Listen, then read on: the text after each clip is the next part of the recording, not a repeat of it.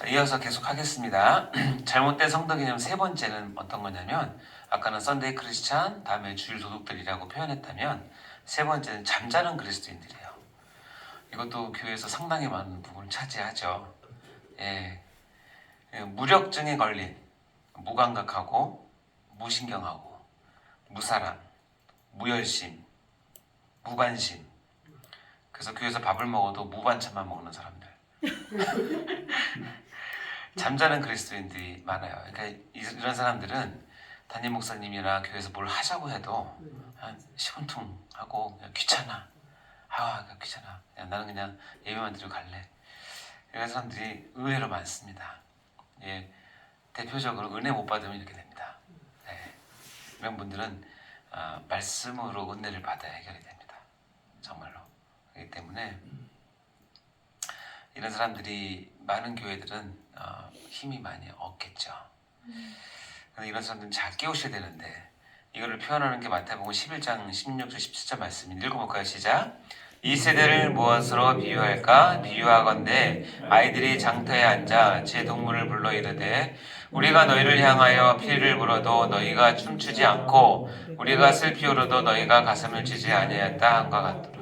예, 이와 같이 이 세대를 비유하는 건데 이 세대가 이제 말세로 갈수록 서로 관심을 안 갖잖아요. 서로 이제 요즘에 뭐 핸드폰만 보고 자기 일거만 하죠. 저도 뭐 나이가 그렇게 많지 않지만 옛날에 비해서는 진짜 이 학교 분위기도 그렇지만 교회 분위기도 너무 다르고 너무 개인주의적이고 점점 그런 것 같아요. 이게 말세로 가서 그런 건지 여기 보면 이제 그런 걸 표현하는 거예요. 피를 불어도 춤 안 추고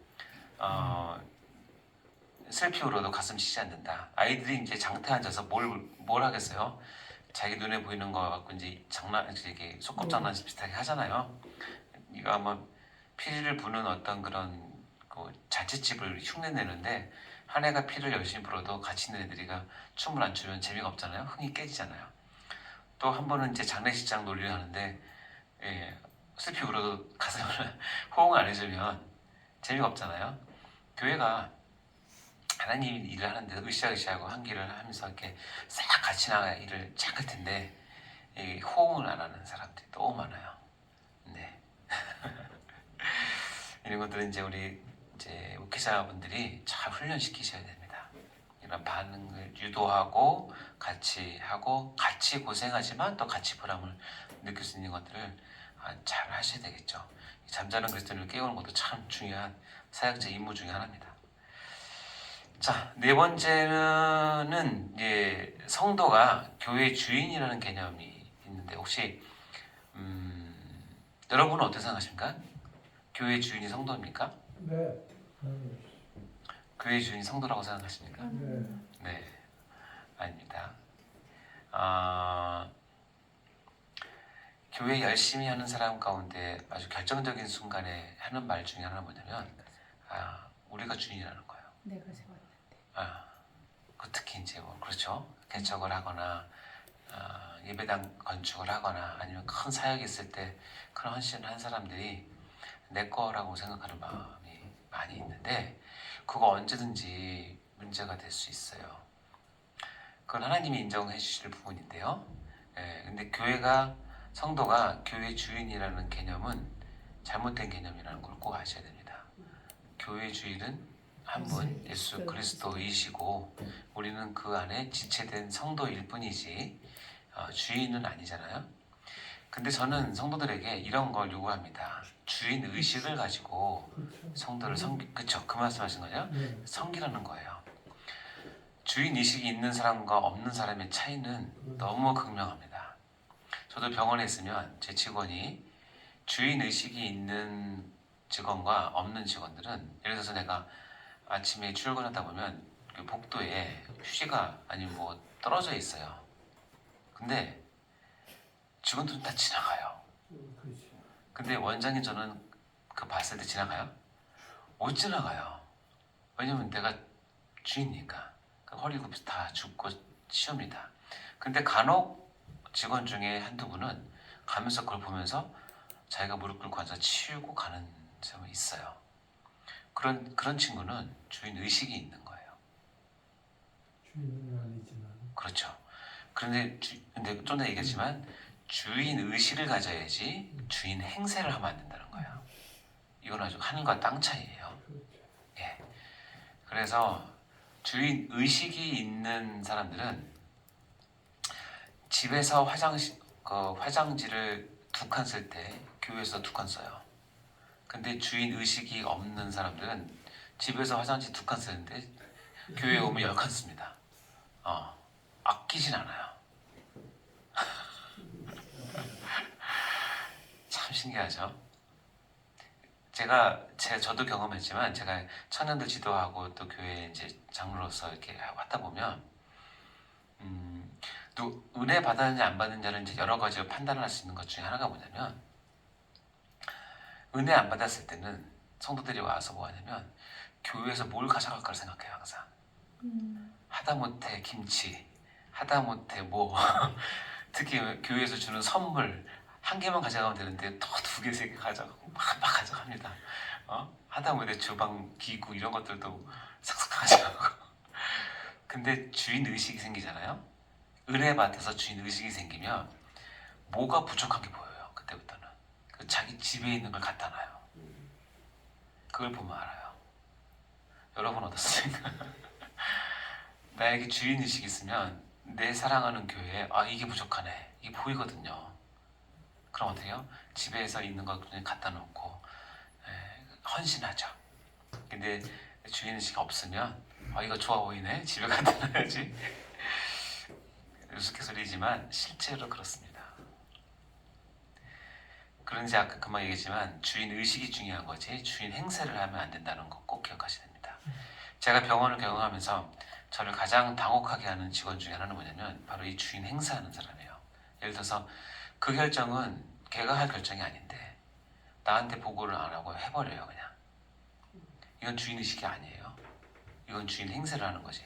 그러다가 문제가 돼서 제가 얘기를 하면 제가 깜빡하고 몰랐다고 그러든지 아니면 제가 할 수 있다고 생각. 그러니까 그거는 네가 책임질 일이 아니기 때문에 원장이 나한테 보고를 해서 그 결정에 따라서 해야지. 네가 보기 좋다고 또 경력 있다고 해버리면 질서가 깨지잖아요. 교회에서 주인 행세는 담임 목사도 하면 안 돼요. 장로도 하면 안 돼요. 교회를 전체적으로 지은 위대한 헌금한 사람이 절대 안 됩니다. 교회는 주인은 한 분이에요. 그분을 우리가 섬길 뿐이죠.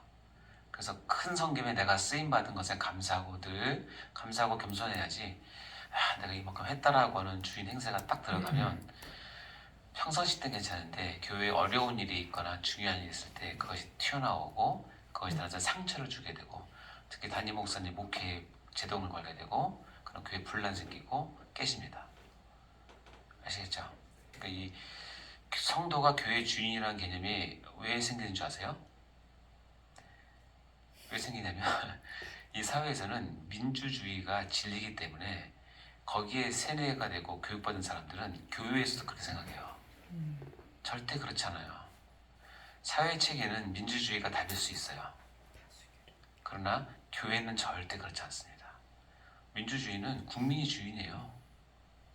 당연하죠. 그러나 그거랑 똑같이 교회에 들어와서 내가 교회의 성도로서 주인이라고 생각하면 이거는 큰 하나님에 대한 오해이고 불경입니다. 교회 깨집니다. 여러분이 이것을 잘 아시고 지도를 잘 하셔야 됩니다. 5번째는 특별히 이제 여러분이 나중에 부서라든가 어느 교회를 맡은 목회자가 되었을 때 성도를 나의 목회를 위한 도구라고 생각하시면 안 됩니다. 나의 어떤 커리어를 드러내는 동원되는 사람이라든가 나를 이렇게 해주는 사람이라고 해서 목회자에 의해서 성도가 규정되어지고 목회자의 비율을 맞추고 목회자를 세우고 또 목회자의 어떤 사역을 위해서, 이건 좀 애매하긴 하겠죠. 이게 담임 목사님과 허락하신 그 범위 내에서 하는 건 괜찮은데, 목회자 자체가 우리 성도들을 아까 얘기했지만 그리스도의 선한 군사로 성도들을 키울 생각을 안 하고 내 목회를 위한 도구로 생각하기 시작하면 이건 이제 이단 쪽이나 사이로 갈 가능성이 많아져요. 절대 이렇게 생각하시면 안 됩니다. 5개 기억나시죠? 자, 그래서 에베소 5장 3절을 보면 우리는 그 몸의 지체다.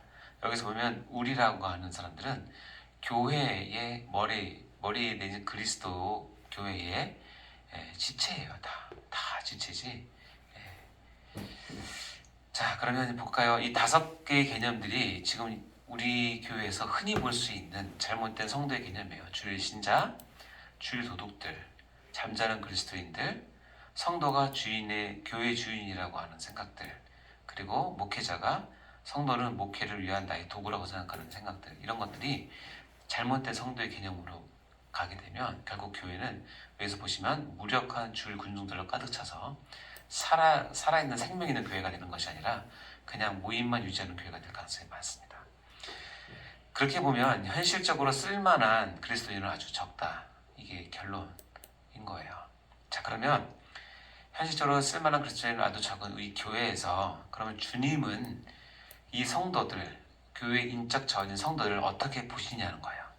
이게 또 중요하겠죠? 주님은 그러면 어떤 성도를 원하시는가? 이건 이제 나 자신에게도 적용해야 되지만 여러분 성도들을 케어하면서 주님이 원하시는 성도로 여러분이 양육을 해야 될 책임과 의무가 있으니까 한 말씀을 볼까요? 마가복음 3장 13절 15절 시작. 또 산에 오르사 자기가 원하는 자를 부르시니 나아온지라. 이에 12를 세우셨으니 이는 자기와 함께 있게 하시고 또 보내사 전도도 하며 귀신을 내쫓는 권능도 가지게 하려 하심이로라. 여기 보면 예수님께서 12제자, 즉 최초의 교회의 모형이 되는 12제자를 부르시면서 3가지를 얘기했어요. 보면 자기와 함께 있게 하고 보내사 전도도 하게 하고 귀신을 내쫓는 권능도 가지게 하기 위해서 12제자를 부르셨는데 중요한 건 뭐냐면 자기가 원하는 자들이에요. 이 자기가 누구예요? 예수님이죠. 교회 주인이신 예수님이 원하는 자들을 부르셨을 때는 이 3가지를 염두에 두고 성도는 있으면 좋겠다라고 해서 교회를 부르신다는 거예요. 한번 볼까요? 첫 번째는 자기와 함께하기 위해서. 주님은 교회를 부르실 때, 성도들을 부르실 때 일을 많이 시키고 헌금을 많이 하게 해서 교세를 누리고 기독교를 더 그것보다는 1차 목적은 뭐냐면 자기와 함께하기 위해서요. 그게 뭐예요? 주님은 한 사람 한 사람 성도가 뭐 하려고 한 거예요? 교제하고 싶은 거예요. 참 예수님의 마음을 좀 알아주셨으면 좋겠어요. 제가 전에 한번 얘기했지만 예수님 의외로 굉장히 외로움을 많이 타세요. 그러니까 여러분이 수시로 찾아가서 예수님 위로해 주시고 예수님 손도 만져주시고 예수님 저 왔어요 이렇게 해주시면 예수님 정말 좋아하세요. 농담 진짜로 그렇게 하세요. 자기와 함께하기 위해서 일단 부르셨어요. 내가 교회 성도다 그러면 예수님과 은밀한 가운데 기도 가운데 골방에서 많이 만나세요. 많이 얘기하시고 예수님과 사랑을 많이 나누세요. 그거 제일 좋아하세요. 그게 첫 번째 목적이에요. 첫 번째 일 시키는 게 아니라. 그럼 예수님께서 나와 함께 교제하시면서 또 뭘 시키시냐면 내가 이 땅에 살면서 아주 하나님의 귀한 일꾼을 세움받기 위해서 양육도 시키고 훈련과 무장을 시켜주십니다. 이것이 언제 있냐면 주님과 붙어있을 때, 주님과 연합됐을 때 이것이 가능한 것이죠. 내가 예수님과 함께 하는 것이 성도를 바라는 첫 번째구나. 사랑하고 교제하고 예수님께 양육받고 훈련과 무장을 받고자 한다는 것입니다. 두 번째는 뭐냐면 보내사 뭐하기 위해서? 전도하기 위해서. 이제는 아까도 했지만 안에서 이런 것을 한다면 이제 보내서 하나님의 말씀을 전하고 하나님 나라를 넓히는 그런 일을 하게 하기 위해서 성도를 부르셨다. 그럼 성도의 두 번째 해야 될 일은 뭐냐면 전도로 표현된 우리가 교회에서 흩어졌을 때 해야 될 여러 가지 있었잖아요. 그런 것들을 다 하게 하시기 위해서 교회 성도를 부르셨다. 만약 세 번째는 귀신, 특히 사단의 권세를 뭐하기 위해서? 제어하기 위해서. 영적인 전쟁과 싸움을 얘기하는 거겠죠. 이것을 통해서 하나님께서 우리에게 승리를 주시고 하나님 나라를 확장시키기 위해서 부르셨다. 이 3가지, 자기와 함께하기 위해서 보내서 전도하게 하시고 귀신의 사단의 권세를 제어할 목적으로. 저 성도는 사단의 권세를 제어할 수 있는 권능을 받은 자라는 거 잊지 마시고요. 자, 그러면 이렇게 주님의 성도에 대한 결론을 알았으면 그런 성도는 어떤 삶을 살아야 하는가? 성도들의 삶은 이렇게 세 가지로 있습니다. 첫 번째 뭐냐면 성령이 임하는 삶을 살아야 한다. 두 번째, 만인 제사장직의 삶을 살아야 한다. 세 번째, 주를 위해 헌신 또 순교하는 삶을 살아야 한다라고 되어 있습니다. 이 세 가지 성령이 임하는 삶은 다른 말로 바꾸면 입을 열어서 말하는 삶이라고 표현할 수 있고요. 만인 제사장직의 삶과 주를 위해서 헌신하고 순교하는 삶, 이 세 가지를 보면 어떤 게 떠오르십니까, 여러분?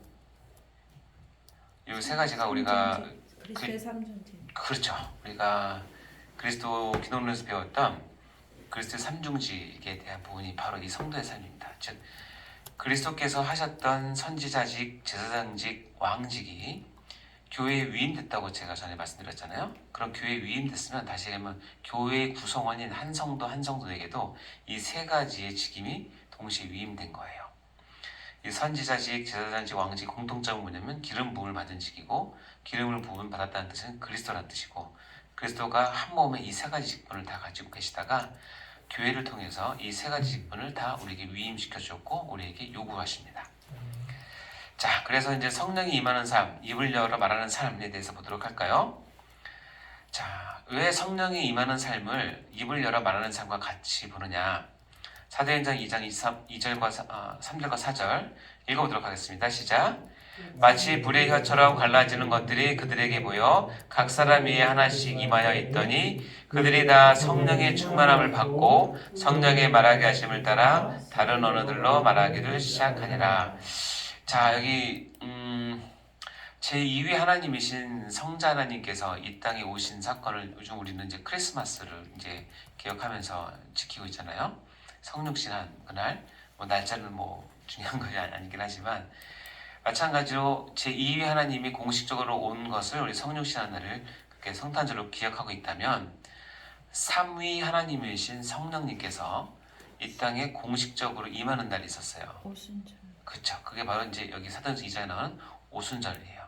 오순 성령 강림을 하시죠. 참 재밌는 거는 그 전에도 성령님 물론 다 활동을 하셨어요. 우리가 전에 배웠지만 성령의 그러니까 여호와의 영으로 사사들에게도 임하기도 하셨고 여러 가지 일들을 많이 하셔서 창조 때도 예수 그리스도와 함께 삼위 하나님께서 일을 하셨죠. 근데 이제 공식적으로 성령께서 우리 가운데 임하시는 이 사건은 마치 불의 혀처럼 갈라지는 것들이 그들에게 보여. 여기 보니까 시각적인 것도 있었고요. 각 사람 위에 하나씩 있었어요. 각 사람 위에 성령이 임했어요. 그러니까 그들이 다 성령의 충만함을 받았어요. 근데 성령의 충만함을 받고 했던 일이 첫 번째 일이 뭐냐면 쓰러지거나 환상을 보는 그런 게 아니라 성령이 말하게 하심을 따라서 말을 했어요. 자, 성령이 임해서 첫 번째 했던 충만한 사람이 했던 일은 뭐냐면 말을 하기 시작하는 거예요. 말. 근데 여기 특별하게 첫 임해서 그런지 다른 언어들로 말하기 시작했어요. 다시 얘기하면 우리 지금 여기에 7명, 6명, 7명 있죠? 6명인데 성령이 임했는데 한 분은 영어, 한 분은 일어, 한 분은 중국어, 한 분은 말레이어, 한 분은 아랍어를 다 각자 말을 하는 거야. 자기가 배워본 말도 아닌데. 근데 이 말이 요즘 우리처럼 이게 방언처럼 살라살라 하는 게 아니라 진짜 또박또박 말로 했어요. 좀 다르죠? 그거 어떻게 하냐면 2장 10절부터 11절 봐요.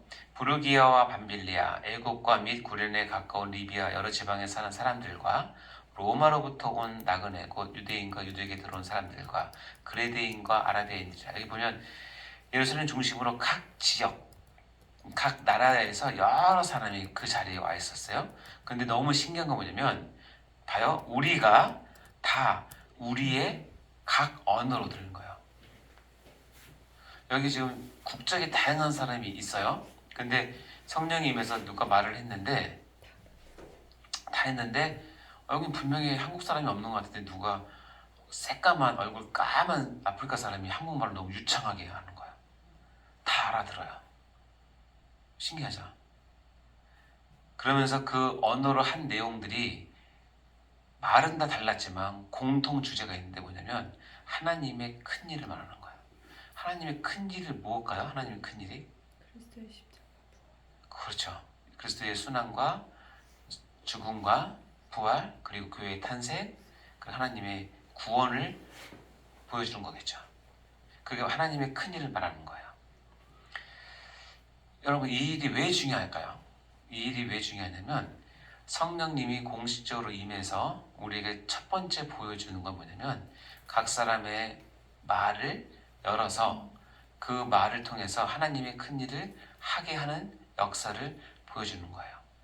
그리고 그것은 각 언어이지만 합쳐져요. 뭘로 합쳐지면 하나님의 큰 일을 선포하는 것으로 합쳐져요. 자, 이 사건은 왜 중요하냐? 이 사건은 왜 중요하냐면 우리가 쓰는 언어가 언제 갈라지죠? 바벨탑. 그죠? 바벨론이 아니라 바벨탑 사건 때. 바벨탑 사건 때 여러분 그 사람들이 우리가 흩어지기를 모면하자고 탑을 세우는데 그 탑을 뭘로 바르는지 아세요, 여러분? 역조. 역청으로 바르죠. 왜 역청으로 바를까요? 무너지. 무너지지 않게? 물이. 그렇죠. 맞아요. 바벨탑 사건에 하나님께 노하신 이유 중에 하나는 뭐냐면 그 전에 뭐가 있었냐면 홍수. 노아의 홍수가 있었잖아요. 노아의 홍수가 있었는데 사람들이 야, 우리가 이렇게 잘 살려고 하는데 하나님이란 분이 우리를 물로 심판을 해? 야, 그럼 우리도 한번 해보자. 어떻게 해요? 모여서 세우는데 어떻게 해요? 물이 안 들어오게 만들자는 거야. 그 역청을 발랐어요. 왜냐면 하나님의 심판을 지금 거부하고 부인하는 거예요. 그러면서 이 쌓은 거는 지구라트라고 그래서 가보면 이게 결국 쌓은 게 뭐냐면 제단이에요. 제단. 누구를 섬기냐면 달신을 섬기고 특히 태양신을 섬기고 할 때. 예. 그러니까 뭐요? 그때 하나님께서 어떻게 치료하셨냐면 저들이 왜 저러는가 봤더니 원인이 가장 첫 번째 원인이 뭐냐면 언어가 똑같다는 거예요. 그래서 언어가 똑같기 때문에 저렇게 불순한 생각을 가지고 반역을 한다는 거죠. 그래서 언어를 다 흩으셨죠. 그때 흩어진 언어 가운데 한국말 하는 사람들이 모여서 깃발 들고 여기 와서 이게 우리 민족이에요. 각 나라 언어는 다 흩어졌죠. 그렇게 해서 수천 년이 지나서 어떻게 해요? 그 죄와 반역을 누가 해결하시냐면 예수 그리스도께서 해결하시고 그래서 해결하셔서 이거 완벽한 구원을 이루었다는 것을 성령께서 오셔서 증명하시는데 첫 번째 뭘 하냐면 바벨탑 때 흩어졌던 언어가 어때요? 성령에 의해서 하나가 되게 하는 거예요. 이게 그런 의미거든요. 그럼 하나님의 큰 일을 말하면 듣는다라고 하더니 말한다라고 하는 것은 그래서 의미가 있는 거예요.